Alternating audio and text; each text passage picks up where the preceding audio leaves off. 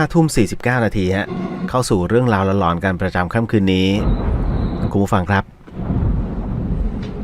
สิ่งที่คุณผู้ฟังและน้องๆกำลังจะได้ยินได้ฟังเรื่องราวจากพี่เลียวต่อไปนี้นั้นอย่าเชื่อนะครับให้ฟังหูไว้หูแล้วก็ใช้วิจารณญาณทุกครั้งในการรับฟังเรื่องราวประเภทนี้ครับข้อสำคัญผมอยากให้คุณนั้นได้ฟังเป็นนิยายครับเพราะเรื่องนี้น้องหนุนนะฮะน้องหนุนเป็นคนที่ส่งมาให้นะฮะเป็นเรื่องราวของคุณแม่นะเป็นเรื่องใกล้ตัวนะฮะของเธอเลยทีเดียวและสิ่งที่น้องหนุนได้เผชิญมาเป็นเรื่องราวที่เธอไปเยี่ยมคุณแม่ที่โรงพยาบาลครับและตรงนี้น้องหนุนเธอเล่าว่า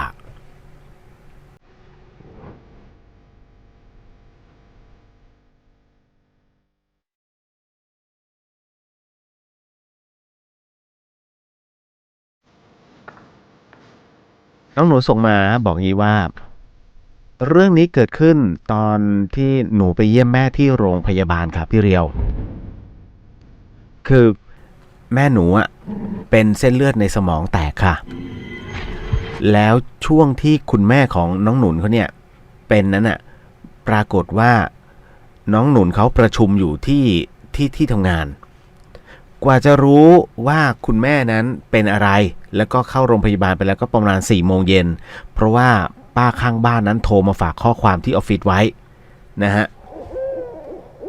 หลังจากนั้นฮะหลังจากที่น้องเขาเลิกประชุมแล้วเนี่ยก็ออกมานั่งที่โต๊ะน้องบอกว่า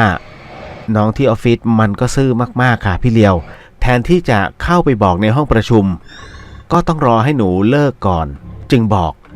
พูดวงเล็บไว้ฮะพูดแล้วเคืองในสติปัญญาเขาจริงๆพอรู้ปุ๊บหนูก็รีบมาหาแม่ที่บ้านแต่ป้าบอกว่านำส่งโรงพยาบาลไปแล้วหนูก็เลยเก็บของใช้ส่วนตัวของหนูรีบไปโรงพยาบาลพอไปถึงเขาก็บอกว่าเขาย้ายแม่หนูไปที่โรงพยาบาลในเมืองแล้วเพราะที่นี่ไม่มีเครื่องมือหนูก็ตามไปค่ะไปถึงนั่นน่ะก็ประมาณ6 โมงกว่าแล้วพี่เลียวคะพอหนูหาที่จอดรถได้เนี่ยหนูก็รีบเดินไปที่ห้องฉุกเฉินพอถึงห้องฉุกเฉินปุ๊บยังไม่ถึงดีฮะก็เห็นแม่หนูเนี่ยเดินเข้าห้องน้ำหนูดีใจมากเรียกแม่แม่แม่แต่พอเดินเข้าไปนะฮะตามแม่เข้าไปในห้องน้ำปรากฏว่าไม่มีใครเลยครับประตูห้องน้ำนะฮะประตูห้องน้ำหญิงทุกประตูทุกบานถูกเปิดอยู่ไม่มีคนฮะตรงนั้นมีแค่น้องหนุนเพียงคนเดียวหนุนก็บอกว่าพอเข้าไปไม่เจอใครเนี่ยหนูใจไม่ดีเลยพี่เลียวเลยมาถามอาการของแม่ที่ห้องฉุกเฉินหมอบอกว่าแม่กำลังผ่าตัดอยู่แล้วบอกให้หนูทำใจเพราะว่าแม่หนูเนี่ยมาถึงมือหมอเนี่ยช้ามากหนูพยายามที่จะให้อะไรก็ได้ฮะเพื่อให้แม่หนูนั้นกลับมาเป็นปกติค่ะน้องยังเล่าต่อนะฮะว่าจนประมาณ5 ทุ่มฮะจนประมาณ5 ทุ่มการผ่าตัดนั้นเสร็จสิ้นลงแม่หนูนั้นอยู่ในห้องพักฟื้นแต่เป็นเจ้าหญิงนิทราค่ะคือหนูถามอาการของกับพยาบาลเนี่ยพยาบาลก็บอกเหมือนกันฮะว่ายังไงก็ต้องทำใจหน่อยนะฮะหนูก็เลยต้องกลับบ้านเพราะว่าไม่สามารถนอนเฝ้าแม่ได้คืนนั้นพี่เรียวคะหนูสวดมนต์แล้วก็ขอให้คุณพระนั้นคุ้มครองแม่แล้วหนูก็นั่งสมาธิปรากฏว่าสิ่งที่หนูสัมผัสได้ค่ะพี่เลียวนั่นก็คือหนูได้ยินเสียงของแม่เรียกชื่อหนูพอหนูได้ยินปุ๊บก็ลืมตาหนูลืมตาทันทีแล้วก็วิ่งออกไปดูที่ห้องของแม่พี่เลียวหนูคิดถึงแม่มากจริงๆร้องไห้คนเดียวจริงๆจนหนูกลับมานอนที่ห้องแล้วปรากฏว่าในขณะที่น้องหนุนบอกว่าในขณะที่น้องเขา ล้มตัวลงนอนเนี่ยซึ่งมันเหมือนอยู่ในภวังค์ฮะช่วงนั้นน้องบอกว่าเหมือนอยู่ในภวังค์เลยครับพี่หนูเห็นแม่มายืนที่ปลายเตียงแล้วก็ยิ้มให้หนูแม่บอกหนูว่าแม่ต้องไปแล้วนะหนุนอยู่ได้นะลูกพี่เลียวคะช่วงเวลานั้นหนูเรียกแม่ตลอดหนูขอโทษแม่ที่หนูมาช้าและไปส่งแม่ที่โรงพยาบาลไม่ทันน้องหนุนบอกว่าหนูรู้สึกเลยว่าน้ำตามันไหลออกมาไม่หยุดเลยในขณะที่นอนอยู่อย่างนั้นฮะจนกระทั่งแม่ของหนูบอกว่าเวลาแม่หมดแล้วนะลูกเวลาแม่หมดแล้วขอให้หนูดูแลตัวเองดีๆและแม่ก็ยิ้มให้ฮะจากนั้นแม่ก็หายไปเลยค่ะพี่เลียวคะหนูตื่นขึ้นมารีบแต่งตัวไปโรงพยาบาลทันทีขับรถเร็วอย่างไม่คิดชีวิตโอ้โหไม่ดีฮะนะฮะพอไปถึงโรงพยาบาลปรากฏว่าหนูยังเห็นแม่หนูนอนอยู่ฮะต่อมาในวันรุ่งขึ้นหนูขอนายลางาน1 วันเพื่อไปทำสังฆทานนะฮะแล้วก็ปล่อยปลานะฮะคือหนูไม่รู้จะช่วยแม่ยังไงแล้วพี่เลียวหนูนั่งเฝ้าแม่ตลอดทั้งวันเลยค่ะจากนั้นฮะหนูสลับไปมาที่โรงพยาบาลแบบนั้นอยู่เป็นเวลาถึง 3-4 วันด้วยกันปรากฏว่าพี่เลียวแม่หนูลืมตาค่ะหมอสงสัยมากฮะหมอยังสงสัยฮะว่าคุณแม่หนูลืมตาได้ยังไงเพราะปกติแล้วคนไข้เวลาผ่าสมองเนี่ยเส้นเลือดแตกนะอย่าลืมนะฮะบอกว่าปกติแล้วคนไข้เนี่ยนอนยาวเลยนะคือเรียกว่านอนเป็นผักอะเป็นเรื่องที่แปลกค่ะแล้วจากนั้นอาการแม่ดีขึ้นเรื่อยๆค่ะพี่เลียวแม่หนูอยู่ที่โรงพยาบาลประมาณ2 อาทิตย์กว่าๆก็ออกมาพักฟื้นต่อที่บ้านแต่การทรงตัวของแม่ยังมีปัญหาอยู่นะคะหนูเล่าให้แม่ฟังว่าในวันที่แม่สลบไปนั้นแม่มาหาหนูด้วยล่ะแม่ก็บอกว่าแม่ก็ฝันนะแม่ฝันว่าแม่มาหาหนูมาหาน้องหนุนเขานี่แหละแล้วก็มีคนพาแม่ไปไหนก็ไม่รู้เป็นที่กว้างใหญ่มากๆคนเยอะไปหมดแต่เรียกว่าเขาไม่คุยกันเลยแล้วยังเห็นยายไปเจอกับยายที่ตายไปแล้วด้วยยายนั้นเดินอยู่ลิบๆแม่พยายามจะเดินฝ่าผู้คนไปหายายแต่แล้วยายก็หายไปแต่สิ่งที่น่ากลัวที่สุดนั่นก็คือบางช่วงที่แม่เดินผ่านมันเป็นช่องแต่ละช่องเป็นช่องเขาแต่ละช่องมีคนถูกทรมานมากมายเยอะแยะมากๆแล้วแม่ก็เล่าต่อนะคะพี่เลียวบอกว่าแม่ก็เดินไปเรื่อยๆฮะจนกระทั่งไปเจอประตูใหญ่ประตูหนึ่งและกำลังจะก้าวขาข้ามเข้าไปอยู่ๆก็มีคนมาฉุดมือแม่ไว้แล้วก็บอกว่าให้ไปทางนู้นหมายถึงว่าทางอื่นที่ไม่ใช่ทางเข้าประตูฮะเพื่อกลับบ้านแม่เล่าต่อว่าแม่ลังเลจะก้าวต่อไปหรือว่าจะไปตามที่คนนั้นบอกปรากฏว่าแม่หนูตัดสินใจเดินไปอีกทางหนึ่งตามที่เขาบอกจนกระทั่งแม่ตื่นขึ้นมาค่ะหนุนมาถามต่อฮะว่าพี่เลียวช่วยอธิบายหน่อยค่ะว่ามันคืออะไรขอบคุณค่ะนั่นคือเรื่องราวฮะที่หนุนส่งมาให้นะฮะเป็นเหตุตรงนี้ผมจะบอกว่าเป็นเรื่องที่เรียกว่าปาฏิหาริย์มากหนุนครับผมว่า1 ใน 10,000น่ะ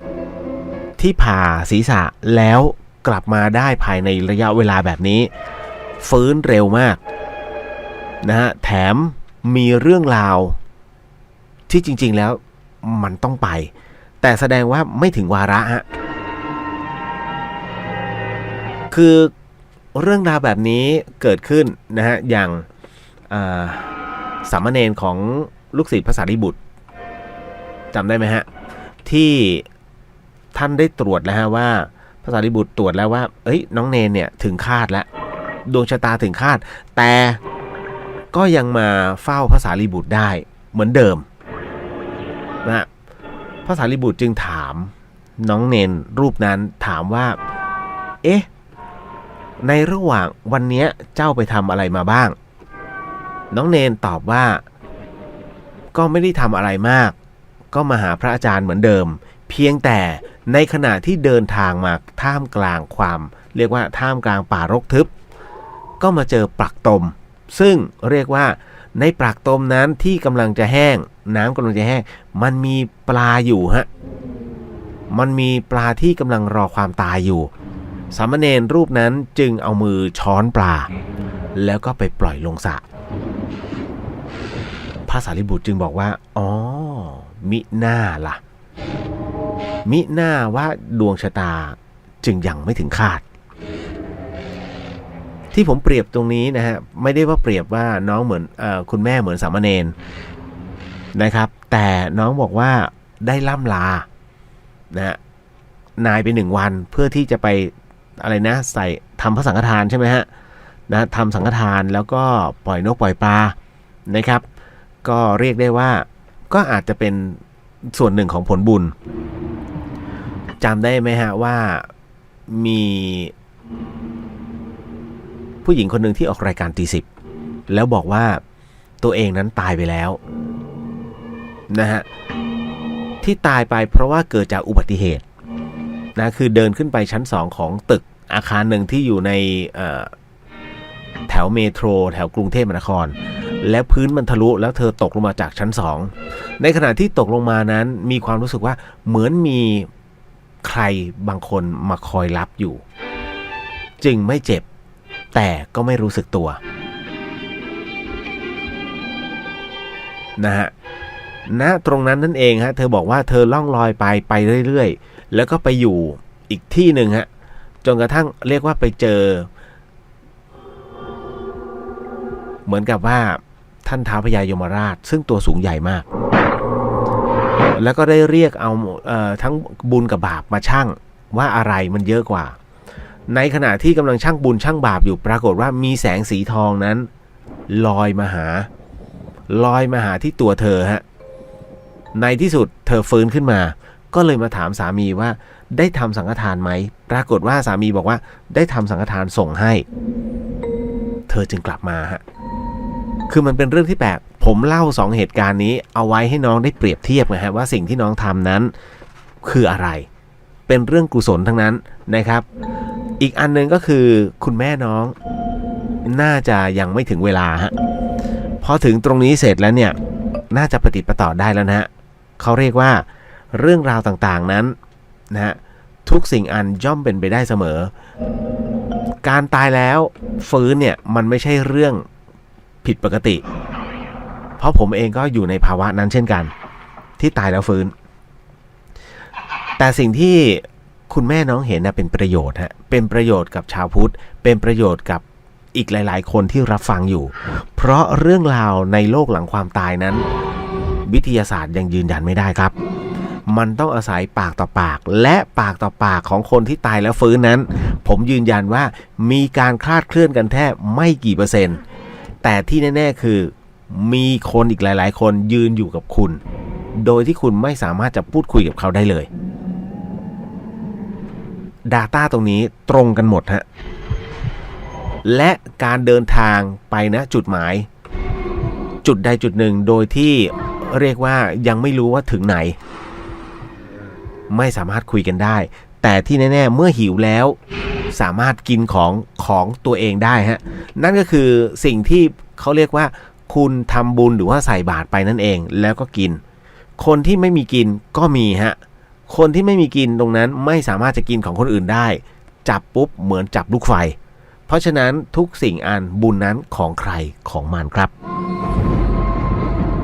เอาละฮะผมสามารถอธิบายได้เพียงเท่านี้จริงๆเพราะว่ามันเป็นเรื่องของความโชคดีด้วยก็ขอให้น้องหนุนนั้นทำความดีตลอดนะฮะส่วนที่ไปเคืองน้องก็เขาทำตามหน้าที่ฮะคือประมาณว่าแต่จริงๆเนี่ยผมต้องบอกก่อนว่ากรณีนี้ก็ตามนะฮะต่อให้โกรธให้เกลียดกันยังไงจะโกรธจะเกลียดกันยังไงในออฟฟิศมันมีเรื่องคอขาดบาดตายของครอบครัวเนี่ยคุณลืมตรงนั้นไปก่อนเพราะมันมีความจำเป็นฮะกำลังประชุมอยู่เนี่ยถ้าเป็นน้องเองสมมุติน้องรับเรื่องให้น้องตัดสินใจได้เลยว่าถ้าเป็นน้องเองเนี่ยชีวิตของพ่อของแม่น้องจะเลือกใครระหว่างงานกับพ่อแม่ทุกคนนะฮะไม่ใช่เดี๋ยวรอให้เขาออกมาก่อนแล้วค่อยมาบอกอันนี้ก็เกินไป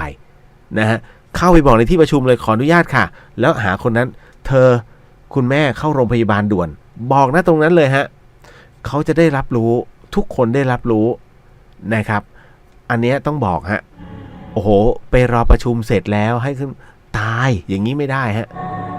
คือถ้าเป็นผมในใจนึกเฮ้ยมันมี2 อย่างโง่หรือแกล้งเนี่ยอย่างเงี้ยฮะหมายถึงว่าชีวิตคนทั้งชีวิตคุณไม่ต้องไปรอฮะว่าต้องประชุมให้เสร็จอย่าได้คิดอย่างนั้นนะฮะไม่ดีฮะชีวิตของคนเอาละเดี๋ยวขออนุญาตฮะน้องส่งข้อความมาเดี๋ยวสักครู่หนึ่งผมจะมาตอบคำถามของน้องนะฮะว่ามันมีอะไรบ้างที่น้องถามมาค่อนข้างเยอะผมถึงต้องบอกเฮ้ยเดี๋ยวยกประโยชน์ไว้ก่อนสำหรับน้องที่รอลุ้นเกมพักสักครู่หนึ่งครับแล้วเดี๋ยวกลับมาพบกับเดอะเฮียนได้ใหม่เอาละคราวนี้ก็มาในเรื่องของเดี๋ยวนะยังมีที่น้องส่งมานะผมขออนุญาตเข้าไปที่อันนี้ก่อนนะฮะเข้าไปที่หน้า Facebook ก่อนเพราะว่าน้องถามเอาไว้ตั้งแต่เมื่อจริงๆเมื่อวานเมื่อคืนนะครับแต่ผมบอกว่างั้นเดี๋ยวขออนุญาตแล้วกันนะเดี๋ยวนิดนึงคอมมันช้ามากหงุดหงิดนะ โอ้ยนะสุดๆมีโพสต์หนึ่งของกสทช.น่าสนใจมากครับแล้วผมแชร์มาไว้ที่หน้า Facebook นะเป็นเรื่องของVR 009ครับลองดูแล้วกันฮะเป็นเรื่องที่เกิดขึ้นจริงเมื่อปี 2539 และใครที่ได้อบรมวิทยุสมัครเล่นจะรู้เรื่องราวนี้ดีฮะนะเพราะว่าจะเป็นเรื่องที่วิทยากรเนี่ยจะเอามาเปิดให้ดูนะฮะแล้วก็ให้ฟังกันตลอดเอาล่ะมาถึงตรงนี้เดี๋ยวเจอแล้วใช่ไหมเอ๊ะอันนี้หรือเปล่าเอาไม่แน่ใจใช่ไหมฮะเดี๋ยวนะอ๋ออันนี้ไม่ใช่อันนี้อันเก่ามันมีอีกโอ้ยตายละคอมช้ามากครับขออนุญาตนิดหนึ่ง4649333นะฮะน้องๆครับ SMS สามารถพูดคุยได้นะครับแล้วก็เอามาในเรื่องนี้ก่อนดีกว่าที่น้องถามเข้ามาในตัวรายการเนี่ยคุณเรียวนะฮะป้าสวดมนต์เป็นประจำทุกคืนแต่ถ้าวันใดไม่ได้สวดหูมันก็ได้ยินเสียงเหมือนคนสวดมนต์เป็นเพราะอะไรกรณีแบบนี้นะฮะถ้าหลายคนที่เคยสวดมนต์ประจำแล้ววันในวันหนึ่งนั้นไม่ได้สวดเนี่ยปรากฏว่ามันจะมีอาการของการแว่วฮะนะฮะ1อาการแว่วอันที่2หมายถึงว่าเฮ้ยเทวดาเขามาสวดมนต์ให้ได้ยินอะไรอย่างนี้ฮะจริงๆแล้วเป็นเรื่องของถ้าตามหลักวิทยาศาสตร์นั่นคือการบันทึกการจดจำของสมองนะฮะเราได้เคยทำอะไรประจำเสร็จปุ๊บเนี่ยเวลาอยู่นิ่งๆเสร็จปุ๊บตัวสมองตัว Data ที่อยู่เนี่ยฮะมันจะคอยสั่งการฮะแล้วก็จะบอกเลยว่ามีเสียงนู่นมีเสียงนี่เข้าไปนะฮะก็เลยทำให้เรามีความรู้สึกว่าได้ยินเสียงแบบนั้นเดี๋ยวผมยังหาไม่เจอนะฮะสำหรับพอเอาเข้าจริงๆแล้วโอ้อีกยาวฮะอันนี้ก็บอกว่าเป็นเพราะอะไรก็อย่างที่บอกนะว่าเป็นเกิดของการแว่ว นะฮะเป็นเรื่องของ Data ไม่บางคนเข้าใจว่าเป็นเรื่องราวของเทวดานะฮะที่มาสวดนะฮะจริงๆไม่ใช่นะฮะต่อมาครับพี่เดียวคะเพื่อนหนูมันไปทำแท้งนะคะแต่หนูไม่รู้ว่ามันไปทำนะฮะมันโทรมาบอกว่าให้หนูไปรับตอนไปรับเสร็จปุ๊บขึ้นรถปุ๊บมันถึงได้บอกว่ามันทำแท้งหนูไม่สบายใจมากค่ะพี่เลียวก็เลยอยากจะถามว่าหนูจะบาปไหมนะฮะณตรงนี้ครับถ้าหนูไม่ได้มีส่วนเกี่ยวข้องไม่ได้บาปฮะเพราะหนูไม่ได้มีเรื่องราวอะไรกับเขาเลยแต่คนที่บาปนั้นมี2คนด้วยกันฮะคนแรกคือตัวเขาคนที่2คือหมอนะฮะคนที่3คือคนที่ยุยงส่งเสริมนะครับของน้องเองเป็นผู้ที่เรียกว่าอะไรล่ะไม่ได้รับรู้แล้วตกกระไดพลอยโจรหมายถึงว่าเฮ้ยเพื่อนเดือดร้อนได้บุญด้วยซ้ำนะเพราะว่าเขาเดือดร้อนแล้วคุณไปช่วยเขานั่นแหละฮะเอาล่ะเจอแล้วผมต้องเปิดจากโทรศัพท์คิดดูแล้วกันคอมบนสถานีช้าขนาดนั้นฮะอันนี้น้องถามมานะฮะไม่เอ่ยชื่อดีกว่าเนาะพี่เรียวขอญาตครับ ขออนุญาตสิถ้าขอญาตคงไม่ให้ฮะขออนุญาตครับมีวันหนึ่งผมฝันว่าผมได้กลับบ้านพอเปิดประตูเข้าไปผมได้ยินเสียงแม่ที่เสียแล้วและผมก็ถามต่อไปว่าแม่อยู่ที่นี่เหรอแม่ตอบว่าใช่นะฮะซึ่งตอนนั้นผมเหมือนตื่นใหม่ๆฮะนะฮะบอกว่าตอนนั้นผมเหมือนเพิ่งตื่นใหม่ๆแล้วก็ลืมตาได้ประมาณครึ่งหนึ่งเขาเรียกอยู่ในภวังค์นะฮะแต่ภาพตรงนั้นเหมือนจริงมากๆครับผมตื่นจากที่นอนแล้วไปอยู่ที่ตรงนั้นสักพักแม่ก็ออกห้องมาบอกผมว่าไม่ต้องกลัวแม่ไม่ทำอะไรหรอกแล้วแกก็เอามือมาทำที่ตาผมที่รู้สึกเหมือนลืมตาไม่ขึ้นฮะให้หายเป็นปกติและแกก็ยิ้มผมรู้สึกกลัวนิดๆผมเลยตอบไปว่าถ้าแม่มาแบบปกติผมไม่กลัวแต่ถ้าแม่มาแบบหน้าตาเละๆผมกลัวจากนั้นแกค่อยๆเดินออกไปผมเลยถามว่าแม่ต้องการอะไรไหมจะกินอะไรไหมแม่บอกว่าไม่เอาวันนี้ก็กินอันเดิมไปก่อนผมก็ถามต่อว่าพรุ่งนี้ล่ะแม่ก็บอกว่าขนมเส้นหรือวุ้นเลยสักอย่างเหมือนมีอะไรมาทำให้ผมสะดุ้งแล้วผมก็ตื่นน้องถามว่าผมอยากรู้ว่าแม่จะยังอยู่ที่บ้านหรือเปล่าซึ่งบ้านผมได้ทำบุญให้แม่ตอนท่านเสียแต่ตอนนี้ผมได้ทำบุญครบ100 วันไปแล้วและได้ขอคืนแล้วขออะไรคืนนะฮะรบกวนด้วยครับเกิดขึ้นเมื่อไม่กี่วันที่ผ่านมาคุณแม่ไม่ได้อยู่ที่บ้านนะฮะแต่คุณแม่อยู่ในใจฮะอันนี้ผมบอกนะฮะคืออย่างนี้ที่น้องเจอเป็นเรื่องจริงครับนะฮะคือที่น้องเจอนั้นเป็นเรื่องจริงเนื่องจากว่าผมเคยพูดเสมอว่าคนเราจะพบคนตายได้ก็คือมันต้องไปอยู่ในมิติเดียวกันและคนที่จะอยู่ในมิติเดียวกันได้นอกจากคนตายแล้วคนเป็นก็สามารถทำได้แต่สามารถอยู่ในลักษณะของการหลับฮะนั่นคือความฝันที่บอกว่าเหมือนจริงนั้นหมายถึงว่าคุณนั้นถอดจิตออกไปเขาเรียกว่าอธิสมานกายหรือว่ากายละเอียดกับกายละเอียดเมื่อเจอกันเนี่ยมันได้คุยกันเนี่ยรู้เรื่องสัมผัสกันยังรู้สึกฮะเพราะกายละเอียดกับกายละเอียดเมื่อเจอกันมันอยู่ในมิติเดียวกันแล้วแต่ร่างยังอยู่ตรงนั้นแต่คุณถามว่าอ้าวแล้วทำไมผมไม่สามารถบังคับอะไรได้เลยคุณไม่สามารถบังคับได้เพราะคุณไม่ได้ฝึกมาแต่พระที่มีกรรมฐานแก่กล้า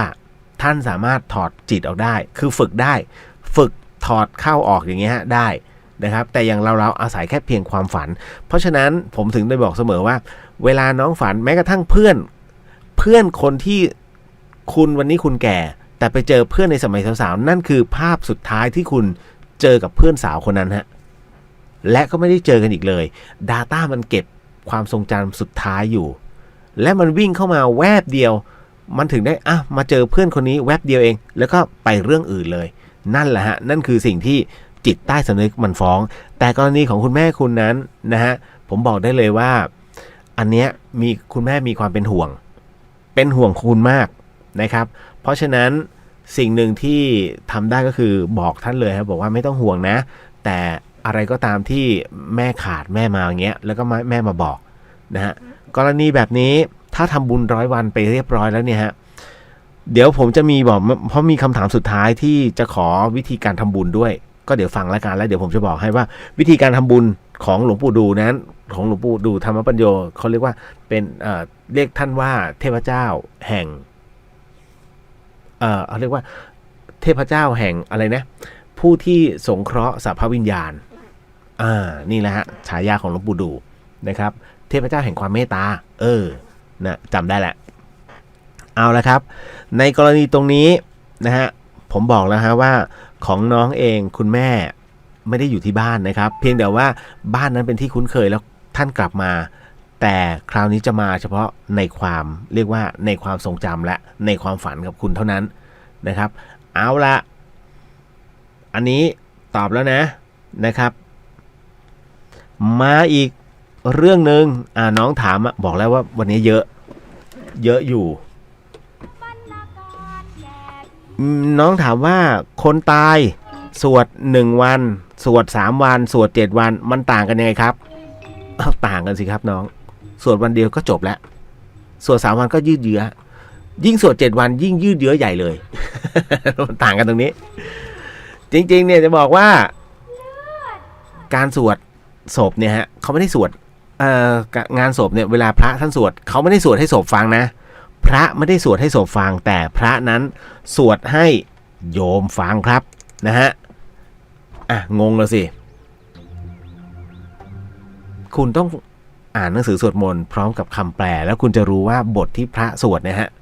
ครับไม่ว่าจะเป็นบทอะไรก็แล้วแต่เป็นบทที่บอกให้โยมนั้นให้รับรู้ถึงบาปบุญคุณโทษให้พิจารณาสังขารนะฮะว่าคนเรานั้นไม่เที่ยงฮะเกิดแก่เจ็บแล้วก็ต้องตายแบบนี้นะฮะแต่คนฟังไม่รู้เรื่องเพราะว่าท่านบาลีล้วน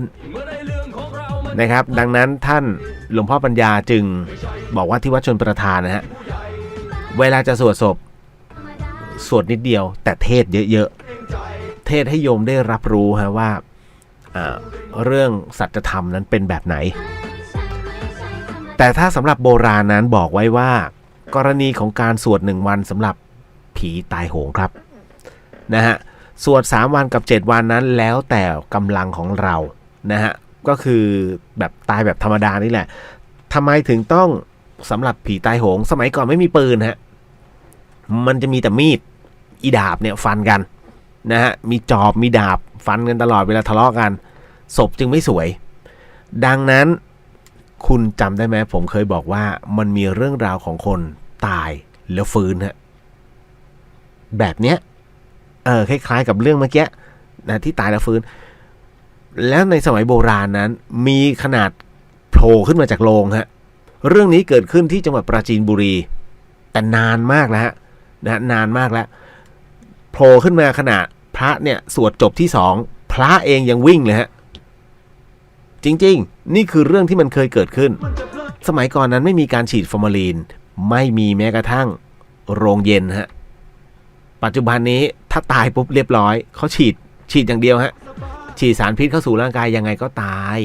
แต่สมัยก่อนไม่มีการฉีดใดๆทั้งสิ้นเผื่อเอาไว้ว่าเขาจะกลับมาและกลับมาจริงๆครับอย่างพันเอกสนอยังมีใครหลายๆคนที่ตายแล้วฟื้นกลับมาเอาละครับณตรงนี้ที่บอกว่าทำไมนะฮะถึงจะต้อง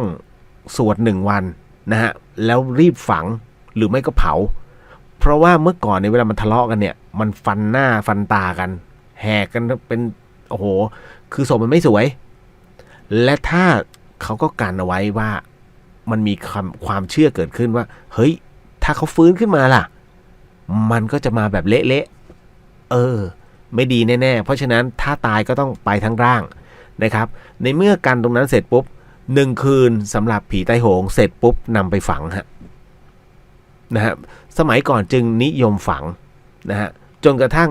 ยกเว้นประเภทที่ตอนที่กรุงรัตนโกสินทร์มีโรคหาลงนะครับแล้วคนตายเป็นหมื่นกรุงเทพตายเป็นหมื่นที่วัดสะเกษนะฮะแล้งวัดสะเกษนะฮะคือต้องวางกันให้แล้งมันกินเลยอะนะครับแต่จริงๆแล้วมันมีบ่อสำหรับเอาศพลงไปแล้วก็ฝังนะฮะฝังรวมนะครับเขาถึงได้สมัยก่อนจึงนิยมในเรื่องของการฝังมากกว่านะแต่ปัจจุบันนี้เผาหมดนะครับมีเท่าไหร่เผาหมดนะครับนั่นก็คือระหว่าง1 วัน3 วันกับ7 วันนั้นเป็นศพธรรมดาฮะนะครับก็เป็นการสวดปฏิกาปกตินะฮะจบแล้วนะต่อมาฮะโอ้ยบอกแล้ววันนี้เยอะโอ้ยตอบหมดนี่เข้าเรื่องหลอนเรื่องสุดท้ายเลยมั้งเนี่ยก็พรุ่งนี้ผมต้องเดินทางด้วยแต่เช้าเลยนะพี่เรียวเพื่อนผมมันขี่รถซิ่งแล้วเกิดอุบัติเหตุตายคาที่เลยมันจะเป็นยังไงครับมันเป็นศพครับ ผมพูดเรื่องจริงนะมันเป็นศพแล้วฮะตอนนี้ผมไม่ได้ซ้ำเติมนะฮะแต่ผมจะบอกว่าคนซิ่งรถแล้วเสียชีวิตนะฮะเขาเรียกว่าเรียกเกิดจากความประมาทนั้นก็คือสิ่งที่คุณไม่ได้คำนึงถึงผู้ที่เป็นอยู่ในด้านหลังไม่ว่าจะเป็นลูกเมียหรือว่าพ่อแม่เพราะฉะนั้นความประมาทสำหรับการซิ่งรถเพื่อความสนุกสนานนั้นมี2 ประการฮะ1หมดอายุขัยจริงๆนะหมดอายุขัยจริงๆคือตายตรงนั้นนั่นคือที่ตายเขาเลย2คือยังไม่ถึงที่ตายแต่วิญญาณจะเคว้งคว้างฮะเขาจะขี่รถไปเรื่อยๆโดยที่ไม่รู้หรอกว่าตัวเองตายไปแล้วไปแบบไม่มีวันสิ้นสุดจนกว่าจะถึงอายุขัยของเขานะเพราะฉะนั้นหลายคนจึงเห็นนะฮะว่าเฮ้ยเดี๋ยวข้างถนนต้องมีไอ้นู่นไอ้นี่ไอ้นั่นเกิดขึ้นประเภทมนุษย์พิเศษนะฮะมีคนเขาบอกเฮ้ยมนุษย์พิเศษมันหายไปไหนหมดเนี่ยประเทศไทยโดนระเบิดเนี่ยเร็วนะฮะเจนหมอต่างๆหายไปไหนหมดทำไมไม่มายานทิพย์หน่อยว่าเอ้ยนี่สัมผัสได้ว่าไอ้นี่แหละวางระเบิด ก็มีคนเขาทำอย่างนั้นนะคิดดูแล้วกัน โอ้โหประเทศไทยคือผมเข้าใจฮะบางอย่างกระแสมันก็จับไม่ได้ทั้งหมดนะเพราะฉะนั้นรายการคือรายการฮะรายการทีวีคือมายาผมจะบอกเสมอนะว่าเรื่องบางเรื่องผมก็ไม่สามารถพูดได้นะครับพูดไปมันเหมือนเป็นการให้ร้ายเขานะฮะพูดไปแล้วมันก็ไม่ได้มีอะไรดีขึ้นเพราะคนไทยก็ยังเชื่ออยู่นะครับคือรายการทีวีเนี่ยมันจะมีบางอย่างที่คุณไม่รับรู้หรอกคุณไม่รู้เพราะคุณไม่ใช่คนทีวีถ้าคนทีวีเขาจะรู้เลยว่าก็มันคือการโชว์มันคือการแสดงมันคือรายการหนึ่งที่โชว์ให้คนเห็นว่าอันนี้คือแบบนี้นะเพื่อให้มีคนติดตามมันมีเรื่องของเรตติ้งเหมือนกับอะไรนะ The Voice นะทำไมถึงต้องเอาสิงโต The Voice คือการโชว์ฮะไม่จำเป็นฮะเขาไม่ต้องการที่จะมาโอ้โหคนนี้วุฒิมันจะถึงคุณวุฒิถึงไม่เขาไม่ได้ต้องการตรงนั้นฮะนะอย่างน้องบางคนนิดนึงนะฮะนอกเรื่องนี้น้องบางคนเฮ้ยทำไมเสียงดีทำไมได้ที่2น้องก็ยังเรียนอยู่ไงมันยังทำเงินไม่ได้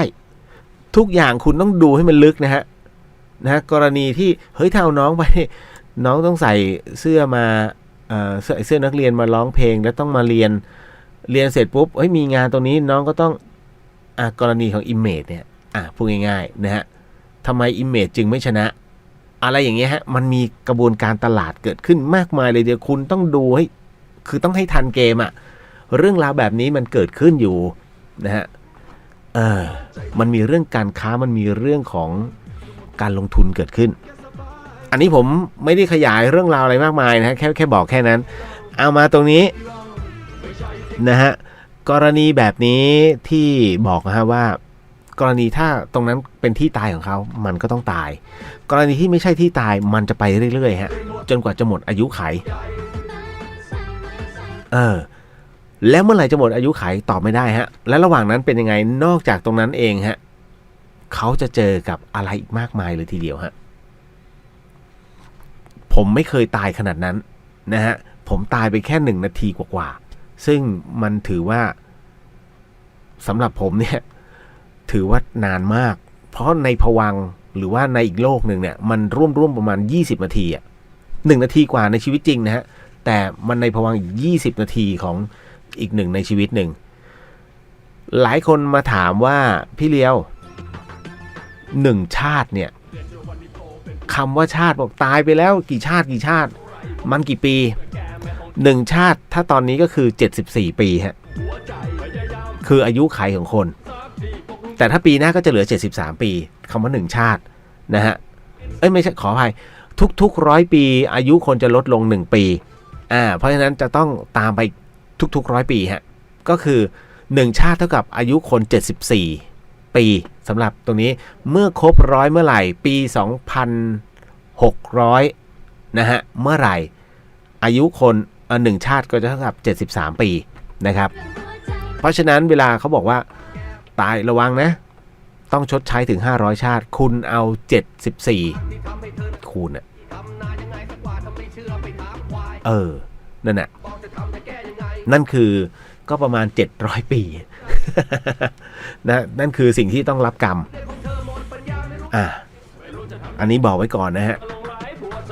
คือเด็กรุ่นใหม่มักไม่ค่อยเชื่อเรื่องราวอะไรแบบนี้นะครับผมไม่ได้ว่าอะไรนะเพราะว่ามันยังไม่ถึงคราวเขาไงแต่มันต้องอาศัยระยะเวลาเพราะคุณผู้ฟังที่กำลังฟังอยู่เนี่ยย้อนมองตัวเองครั้งหนึ่งเราก็เคยเป็นแบบนั้นครั้งหนึ่งสมัยเด็กๆโอ๊ยทำอะไรเนี่ยกูไม่เชื่อหรอกไม่เชื่อหรอกครับแต่ปัจจุบันทำไมคุณเชื่อล่ะเพราะประสบการณ์เนี่ยที่มันผ่านมามันมีตัวอย่างมันซึมซับเข้าไปในใจเสร็จปุ๊บเฮ้ยชักไม่มั่นใจแล้วพอเริ่มแก่ตัวไปเริ่มไม่มั่นใจแล้วว่าไอ้สิ่งที่เขาบอกว่าเฮ้ยทำชั่วได้ดีมีที่ไหนนะฮะเห็นไหมอะไรนะทำดีได้ดีมีที่ไหนทำชั่วได้ดีมีถมไปอะไรอย่างเงี้ยใครคิดแบบนี้ระวังเถอะนะครับวันนั้นมาถึงเนี่ยคุณจะชดใช้ไม่ทันฮะต่อมาโอ้เยอะบอกแล้วคำถามบึ้มเลยนี่เข้าไปเที่ยงคืน36 นาทีแล้วเนี่ยน้องเรียวคะมีหมอดูทักพี่ว่ามีเด็กตามโอ้ยตายแล้วเด็กหนุ่มป่ะพี่ซึ่งพี่ไม่สบายใจจริงๆพี่จะทำยังไงดีคะแล้วเด็กคนนี้เป็นใครกันก็ไม่รู้ใช่ครับผมก็ไม่รู้ฮะคือเดินตามหรืออะไรคืออย่าไปเชื่อมากเรื่องประเภทหมอดูหมอดาวนะฮะทำไมเขาถึงทำไมเหรอเด็กตามแล้วยังไงก็เด็กไงนะฮะคือถ้าเป็นวิญญาณเนี่ยผมจะบอกว่าว่างขนาดนั้นเลยเหรอว่างขนาดตามทุกเวลาฮะจริงๆแล้วต้องบอกก่อนว่าวิญญาณนั้นจะมาขัดขวางลาภของคุณไม่ใช่ลาภหมูลาภก้อยไม่ใช่นะฮะคือลาภรอยที่จะเข้ามาเนี่ยก็ต่อเมื่อคุณกำลังจะได้รับนั้นก็จะกำลังจะได้รับผลตอบแทนสิ่งนั้นฮะนั่นคือเขาจะมาขัดลาภนั่นก็คือคุณต้องเคยทำผลกระทบอะไรกับคนคนนั้นเอาไว้ไม่ใช่อยู่มาเดินตามมาขี่คอเฮ้ยมันเห็นเราเป็นม้าหรือมาขี่ทุกวี่ทุกวันไม่ใช่ฮะคือบางสิ่งเนี่ยต้องบอกก่อนนะว่าจะทำอะไรก็แล้วแต่ถึงทักก็ให้เขาทักไปแต่จะบอกว่าจะเชื่อไม่เชื่อให้คุณพิจารณาเอาเองนะฮะม้าเนี่ยคุณจะขี่ตลอดเวลาไหมถ้าคุณจะขี่ม้าอาบน้ำกูก็ขี่นอนกูก็ขี่ไม่หรอกจำแค่นี้ไว้ฮะมันจะเดินตามมึงหรือมันจะตามยังไงก็แล้วแต่มันไม่ได้ตามตลอดของพวกนี้ถ้าจะเข้ามาขัดชีวิตคุณมันจะมาขัดแค่ผลประโยชน์ฮะไม่ได้มาเอาชีวิตถ้าเอาชีวิตนี่มันลงอเวจีเลยนะครับ หลายคนที่บอกหุยผีมันต้องฆ่าคนมันต้องมาหลอกล้อนผมจะบอกว่าเคยเห็นข่าวไหมครับว่าผีมันฆ่าคนไม่มีครับมีแต่คนฆ่าคนเพราะฉะนั้นผีเนี่ยที่มาเนี่ยมันมีวัตถุประสงค์แค้นจริงแต่ไม่รู้จะทำไงเพราะมันสัมผัสไม่ได้จึงต้องมาปรากฏให้กลัวแค่นั้นเลยและได้แค่นั้นถ้าเราไม่กลัวเนี่ยทำนิ่งๆถ้าเขาทำไอ้นู่นไอ้นี่ขยับคุณให้คุณรับรู้ไว้ละเขากำลังจะแย่การที่จะทำอะไรสักอย่างหนึ่งให้ขยับได้นิ่งได้แกล้งเราได้เสียกำลังบุญเยอะนะเขาต้องใช้กำลังสมาธิมากฮะ ต่อให้เก่งแค่ไหนก็ตามมีวันหมดทุกอย่างฮะเมื่อหมดแล้วยังไงต่อฮะวิญญาณแตกดับสิครับนะฮะคือสูญสลายเป็นอากาศไปคราวนี้ไม่ต้องผุดต้องเกิดกันเลยนะครับแล้วก็ไม่มีอยู่ในอีกหนึ่งโลกด้วยเพราะฉะนั้นมันเหมือนกับคือประเภทที่กลั่นแกล้งคนเนี่ยจะคล้ายๆกับเลนเลยฮะเละไปเลย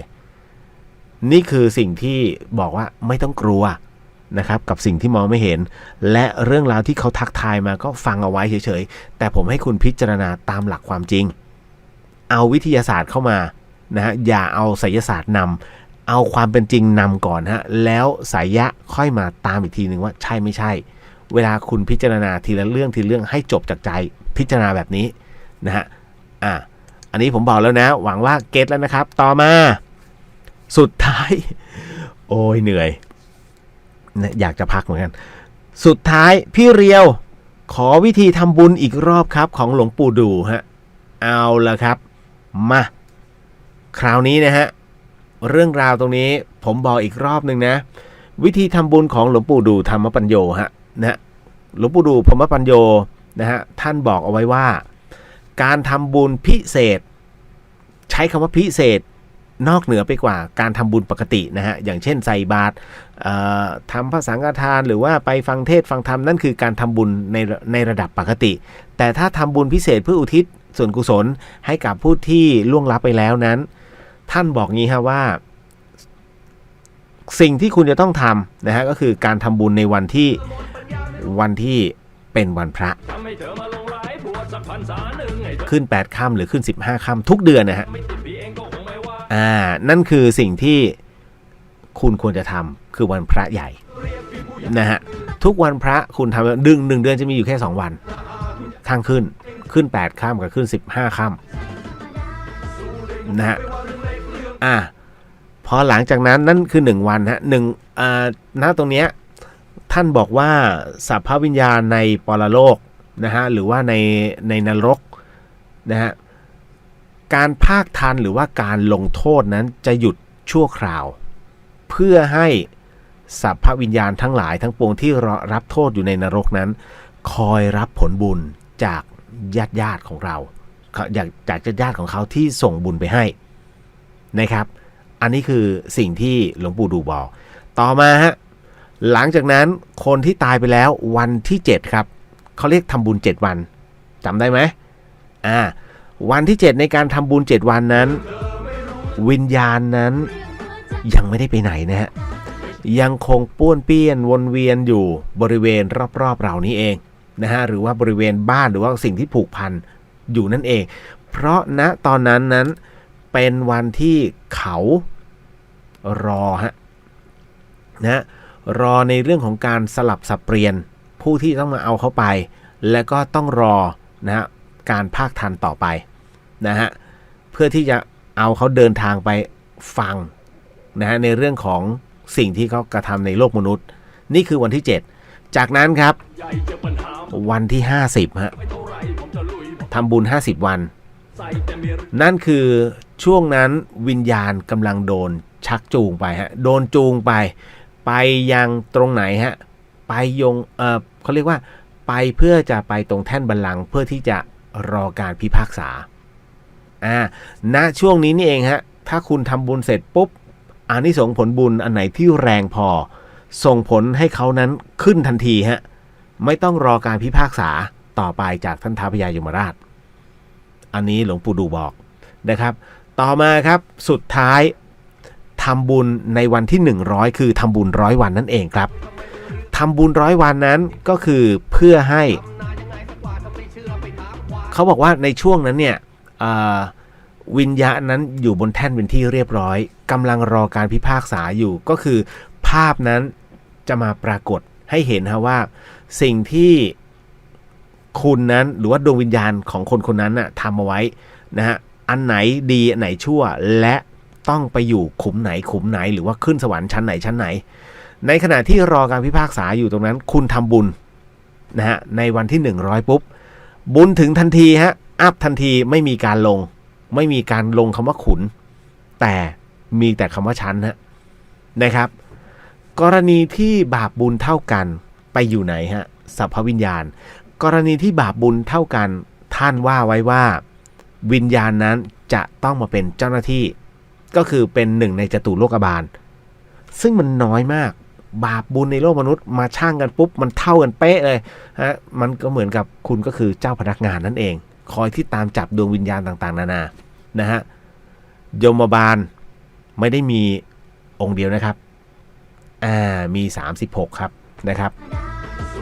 เอาละอันนี้บอกไว้ก่อนมาถึงอันนี้หมดแล้วเดี๋ยวพักสักครู่หนึ่งเหนื่อยนะเนี่ยมันใช้กำลังเยอะในการเล่าในเรื่องราวและเรื่องตอบและคำถามเยอะแบบนี้ไหวไหมเนี่ยเดี๋ยวอีกหนึ่งเรื่องฮะเรื่องราวเรื่องสุดท้ายที่น้องถามที่น้องเล่าเอาไว้นะครับก็เอาการเดี๋ยวฟังแล้วกันนะตอนนี้พักสักครู่หนึ่งครับแล้วเดี๋ยวกลับมาพบกับเดอะเฮียนครับคุณกำลังฟังสถานีวิทยุ FM 104.5 เมกะเฮิรตซ์วัดฝายหินอยู่หลังมหาวิทยาลัยเชียงใหม่ครับ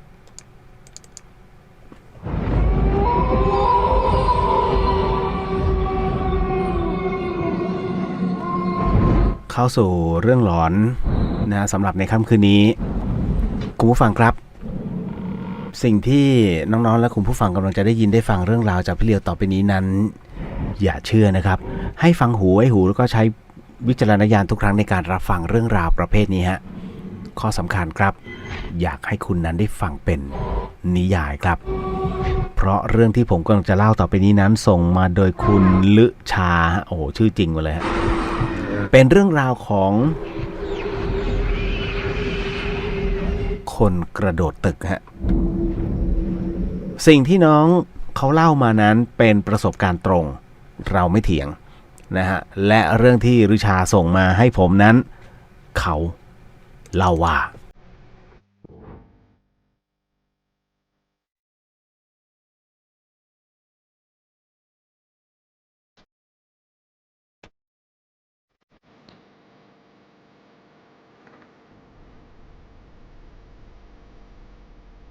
คุณฤชาบอกนี้ฮะว่า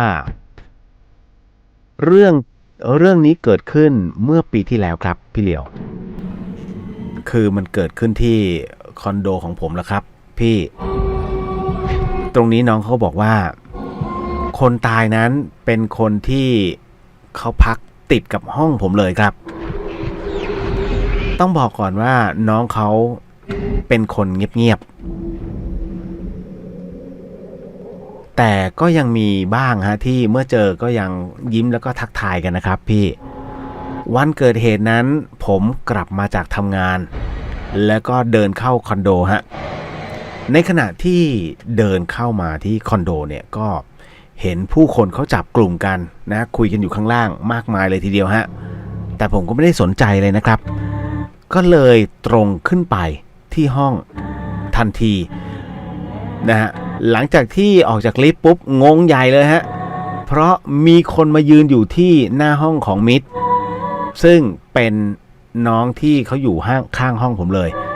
มายืนอยู่หน้าห้องของมิตรเต็มเลยผมเองก็ยังต้องขอทางเขาเพื่อจะเปิดประตูเข้าห้องพี่เหลียวครับพอผมเปิดประตูทุกคนที่เขายืนอยู่ตรงนั้นน่ะเขามองหน้าผมแปลกๆจากนั้นครับฤชาเขาบอกว่าผมก็เตรียมทำอาหารเย็นครับตอนนั้นมันก็ราวๆ20:00 เห็นจะได้แต่ผมลืมไปว่าไอ้ไข่ไก่ที่มันอยู่ในตู้เย็นมันหมดก็เลยกะว่าจะลงไปซื้อที่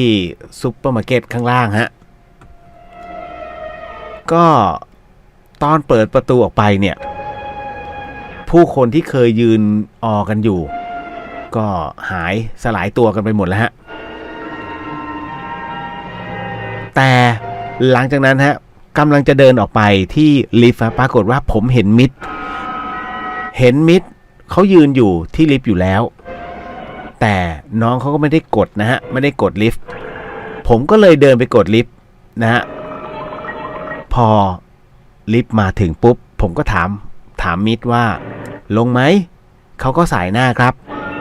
พอผมลงไปที่ร้านค้าเพื่อจะซื้อไข่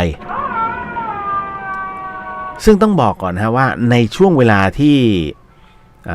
น้องฤชาเนี่ยเขายืนรอพี่คนที่เขาเป็นเจ้าของเนี่ยเอาไข่ค่อยๆใส่ถุงให้เนี่ยน้องเขาเลยถามว่าถามเจ้าของไปว่าพี่เฮ้ยวันนี้เขามีอะไรกันเหรอนะเห็นคนเยอะเป็นพิเศษเลยนะพี่เจ้าของร้านก็บอกเอ้าไม่รู้เหรอมีคนกระโดดตึกอะจริงดิพี่คือสงสัยกันนะฮะแล้วเขาเป็นอะไรอะแล้วเขาอยู่ชั้นไหนเจ้าของร้านคือแน่นอนที่สุดน้องๆก็จะรู้นะว่าทุกสถานที่ทุกหมู่บ้านเขาจะมีประชาสัมพันธ์ประจำพื้นที่ฮะไม่ต้องบอกนะฮะว่าร้านแบบไหนบ้าง นะฮะน้องจะหาข่าวได้จากร้านพวกนี้ฮะเขาก็บอกว่าคนที่โดดนั้นเขาอยู่ชั้น6พอบอกชั้น6ปุ๊บฤชาบอกผมตกใจเลยอะนั่นมันชั้นผมเลยนะแล้วห้องไหนครับพี่เขาก็บอกว่าเห็นว่าห้อง6021โอ้โหพี่เหลียวครับพอถึงตรงนั้นผมเข่าอ่อนเลยฮะเพราะผมอยู่ห้อง6020ซึ่ง6021นะมันห้องไอ้มิตรแล้วตัวน้องเขาเนี่ยอยู่คนเดียวด้วยผมเลยย้ำคำถามไปว่าพี่แล้วเขาโดดทำไมหรอพี่เขาก็บอกว่าได้ยินญาติเขาบอกว่า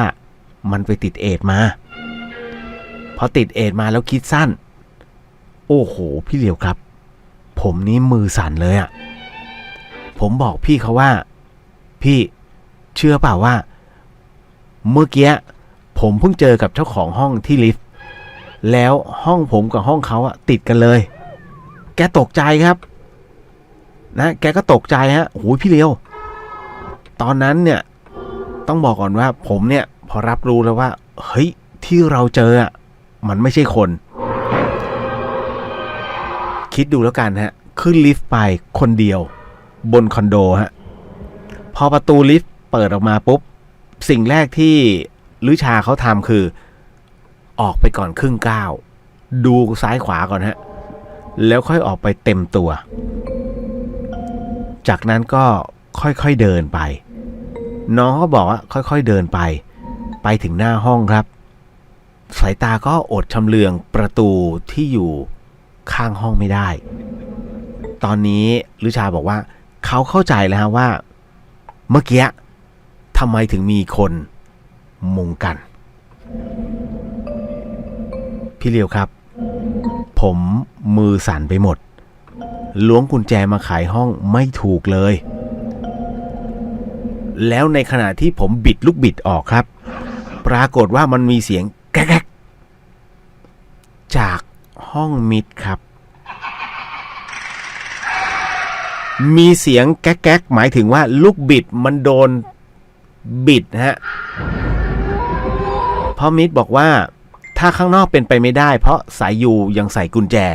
แสดงว่ามันโดนเขย่าจากข้างในครับโอ้ขนลุกอะ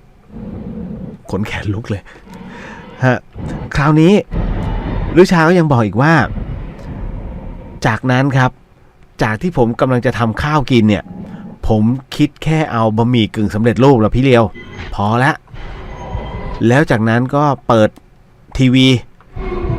นะฮะเปิดหนังดูกินมาม่าไปแล้วอยู่ๆครับอยู่ๆผมก็ได้ยินเสียงคนเคาะผนังห้องฮะซึ่งมันมาจากห้องมิดฮะอยากจะบอกว่าระเบียงผมกับระเบียงน้องเขาติดกันเลยโอ้โหผมกลัวมากพี่ผมเลยหยิบโทรศัพท์มาคุยกับเพื่อนชวนมันมานอนที่ห้องแต่เจ้ากรรมไม่มีใครว่างสักคนแถมโทรไปหาพี่ชายให้มานอนเป็นเพื่อนมันก็ไม่ว่างอีกพี่เลียวครับผมได้ยินเสียงเคาะผนังสลับไปมาทั้งคืนเลยแต่สุดท้ายผมก็หลับแบบไม่รู้ตัวจริงๆครับปรากฏว่าอีกวันหนึ่งฤชาบอกว่าอีกวันหนึ่งญาติเขาก็มาเอาข้าวของก็เปิดห้องก็คงจะเอากุญแจจากนิติบุคคลเลยฮะนะก็มาเอาข้าวของเสร็จปุ๊บก็เห็นมีพระมาด้วยฮะก็คงจะเหมือนกับจะทำพิธีแหละ แต่หลังจากนั้นพี่เลียวครับผมนึกว่าจะไม่มีอะไรลิชาบอกว่าบางวันก็ได้ยินเสียงเหมือนทีวีเปิดบ้างเหมือนมีลูกแก้วหล่นพื้นบ้างแต่พอนานไปครับพี่เลียวมันเริ่มชินแล้วคือผมเริ่มชินแล้วมันก็ไม่ได้มีอะไรเกิดขึ้นอีกนะฮะมันก็มีกุ๊กภายในห้องจนกระทั่งเสียงมันก็หายไปจนปัจจุบันครับต้องบอกว่าห้องนี้ปัจจุบันก็ยังปิดอยู่นะพี่เลียวเห็นนิติบุคคลบอกว่าทางญาติเขาบอกขายทิ้งแล้วนะฮะเรื่องก็มีเท่านี้แหละครับเอาการฮะเรื่องนี้